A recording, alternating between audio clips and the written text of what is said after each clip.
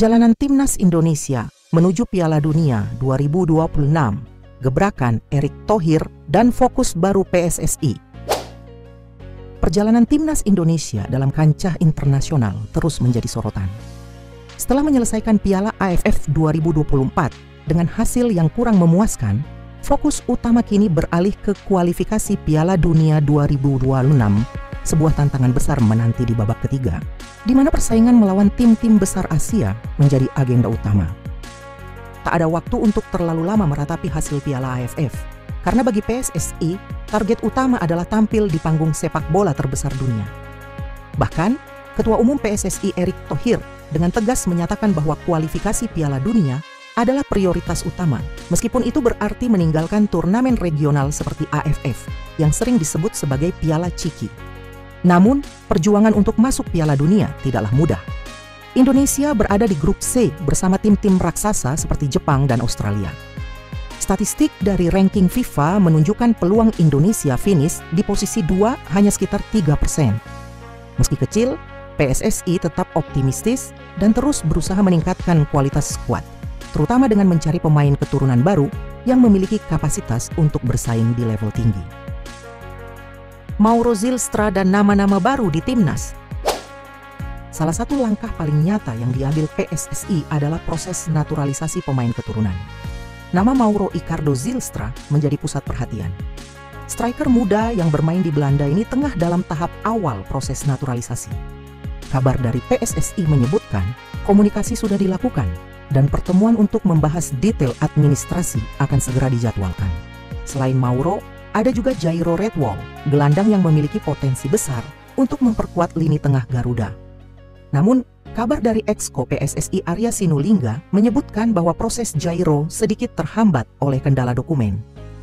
Untuk Jairo memang masih berat, apalagi kalau dibandingkan dengan nama lain seperti Jordi Weerman yang juga kami cek sebelumnya, ujar Arya dalam salah satu wawancara. Yang tak kalah menarik, nama winger muda Miliano Jonathans dari FC Utrecht juga muncul ke permukaan. Pemain ini kabarnya sering dibujuk oleh kakeknya yang tinggal di Depok untuk membela timnas Indonesia. Dalam wawancaranya dengan Radar Depok, sang kakek, Willy Jonathans, menceritakan bagaimana ia berusaha meyakinkan cucunya untuk kembali ke tanah leluhur. Saya sering bilang ke Miliano, kamu punya peluang besar di Indonesia. Kalau di Belanda sainganmu berat sekali. Dia masih bimbang, tapi kami sering komunikasi. Terakhir, dia bilang belum bisa karena jadwalnya padat, tapi saya yakin dia akan mempertimbangkannya, ujar Willy. Malaysia masih jadi bayang-bayang Indonesia. Langkah Indonesia dalam mencari pemain keturunan ini tampaknya juga menjadi inspirasi bagi negara tetangga, Malaysia. Namun, tak jarang usaha mereka berujung memalukan. Contohnya, klaim terhadap Isaac Hayden, pemain Newcastle United. Media Malaysia ramai mengabarkan bahwa Hayden memiliki darah Melayu dan berpeluang membela Harimau Malaya. Namun Hayden dengan tegas membantah klaim tersebut melalui media sosial. Saya tidak memiliki warisan di Malaysia. Tolong berhenti menyebut saya dalam hal ini, tulis Hayden, membuat fans Malaysia kecewa sekaligus malu. Langkah Malaysia yang sering dianggap meniru ini tentu menjadi bahan pembicaraan. Apalagi target mereka untuk masuk 100 besar ranking FIFA juga sejalan dengan visi PSSI. Namun, gebrakan Erick Thohir dalam membangun timnas Indonesia terlihat jauh lebih konkret dan terarah, meskipun hasilnya belum sepenuhnya sempurna. Mengejar mimpi Piala Dunia.